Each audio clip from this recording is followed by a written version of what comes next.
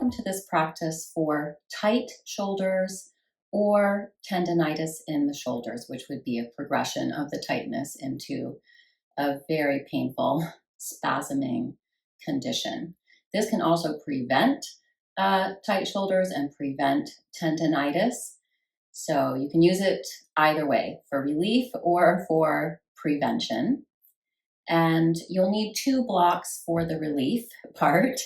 But we also want to strengthen the muscles that lift your chest and relax the muscles that allow the shoulders to slide down the back, the shoulder blades in particular to slide down the back, the shoulders to be open.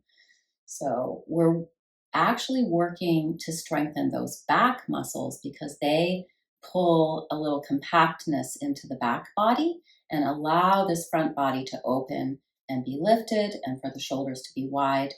And what happens a lot, what I see with folks who complain of tight shoulders is it's a posture problem. So you would think this would open the upper back and open the shoulders, but you can see you're really weak here through the front body and you're actually losing strength in the back body as well. So we want to engage that core to lift the ribs up out of the waist and then use the back muscles to open the chest and allow the shoulders to relax. So the shoulders are having to do too much work when they are here. And I will get into the emotional issues that are behind that kind of posture as well. But let's get started. I put the blocks out because I want you to know you'll need 2 blocks. If you don't have blocks, you can use some blankets and just fold them up until they get to the height that you need. So I'll demonstrate that after. First, I want to show the most important yoga posture in terms of really strengthening the back and opening the front body and helping those shoulders to feel supported by these other parts of the body. So come down onto your belly.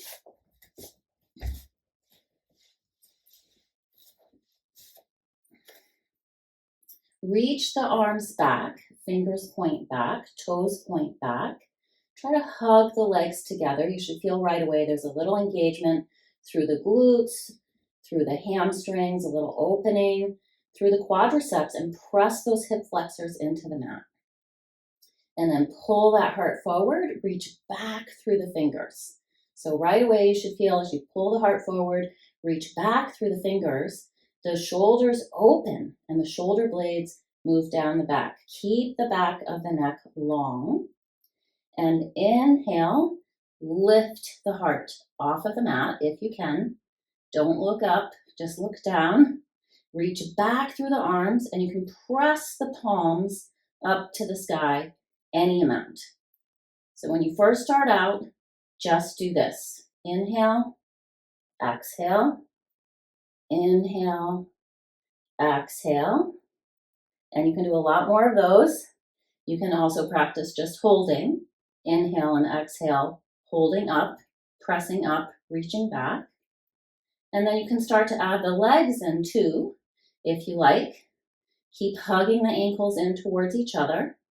Feel those inner thighs engage. And you can also go back and forth with this. Exhale down, inhale up. Exhale down, inhale. Really engaging that whole back body here, all the back muscles, the arms, lift them up, reach them back, backs of the legs. Exhale down, inhale. And you can also just hold here, and you're really opening up the front body here. And that's what we want for our shoulders. And exhale down. And then once those exercises get to be pretty easy for you, you can try a couple of other variations. So arms out in front of you and a little swimming. Inhale, left leg reaches back, floats up. Right arm reaches forward, floats up. Exhale down. Inhale, reach through those left fingers, float that right leg up, spin that inner right thigh to the sky, reach back through the toes. Exhale down. And a couple more. Inhale, You don't have to lift the arm and the leg. You could just reach through the arm and the leg, opposite arm, opposite leg. Exhale down. Inhale, left arm alongside the ear if possible. Right leg floats up. Make sure you keep your hip creases to the mat. So don't lift up the hips, just the legs. Inhale. Exhale. Inhale. Exhale. So you are actually now starting to strengthen the shoulders a little bit with that exercise. And you can do a lot more, work your way up to 10. And then you can also try interlacing the fingers behind you, back of the neck long. And you can inhale, really press the knuckles back, pull that heart forward, and you can add the legs in as well if you want to. Do what you can do. Don't do what you can't do. Exhale, release. And then inhale, bring those hands in towards the armpit chest area, the ribs. Hug the elbows in, pull the shoulders out of the ears. Lightly draw the heels of the hands back, pull the heart forward, lengthen through the navel, reach back through the tailbone and the toes. Cobra, Bhujangasana, lift up through the belly. And exhale, press up.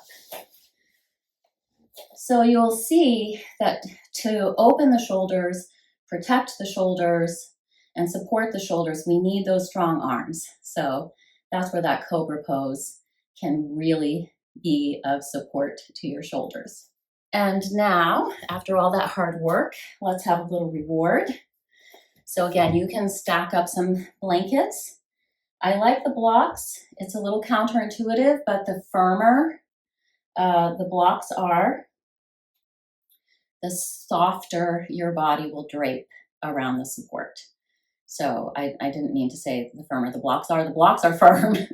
The firmer your support is, the more you can soften. If the support is soft, there's no balance there between, firm and soft. It's soft, so you have to be firm. So get as firm of supports as you possibly can. And then sit in front of those supports. I've been doing this for a while, over 30 years. So I know where I need to be. And yet, even I sometimes have to adjust a little bit. But, over time, you'll know. And you want the low ribs to be at the bottom edge of the lower block. And then your ribs resting on the block. And your shoulder blades above that lower block. Take that higher block to the back of the skull, or you could bring it more towards the occipital ridge, if you prefer that.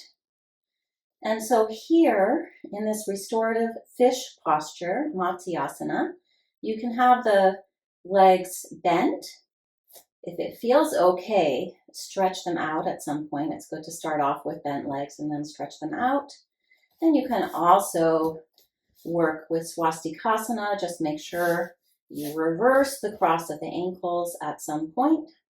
Do about half on each side, keeping everything even and balanced, as we always do in yoga. And press the soles of the feet together for Baddha Konasana if you prefer that.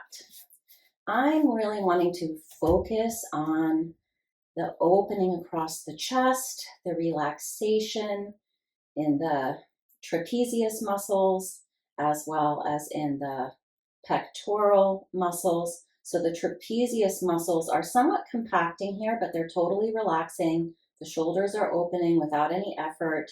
And then these pec muscles are opening as well. And then you're getting that length through the back of the neck. Again, posture, really one of the biggest causes of tight shoulders and tendonitis in the shoulders. And you want to rest in a restorative posture for at least 3 minutes, 5 to 10 if possible, if you have enough time. And think about here all of the things that you've taken on. And be curious about how you might do this differently. If you have tight shoulders or tendonitis in your shoulders, you are very likely feeling the weight of the world. You're feeling enormous responsibility, and maybe you've just taken on too much. That is possible. Or maybe you just need a mindset shift. So, yoga is all about de-stressing. So if you have the weight of the world, you've taken on a lot of responsibility, there's likely going to be a lot of stress that has come along with that. So if you can take something off your plate, please do. But if you can't, then you need to work on your mindset, and you need to take some time every day to de-stress and take care of yourself. So I hope this helps you understand where these tight shoulders, where this tendonitis of the shoulders might be coming from. And in addition to strengthening your back and relaxing your back and opening up that front body in an active way, but also in a passive way, in this posture, it's passive, that you can also start to think about how you manage your stress, how you take care of yourself. And I took, a little more than 10 minutes to make this video. But once you have these practices down, it should take less than 10 minutes a day to do this. And then once the tendonitis or the tightness starts to let up, you can do this every other day and just really work on your posture. Just come out of the posture. If your legs were stretched out or crossed, come back to that bent knee. Press down on the elbows and use your hands to come up. Take good care of you. Namaste. Om, Om, Om. Om Namah Shivaya.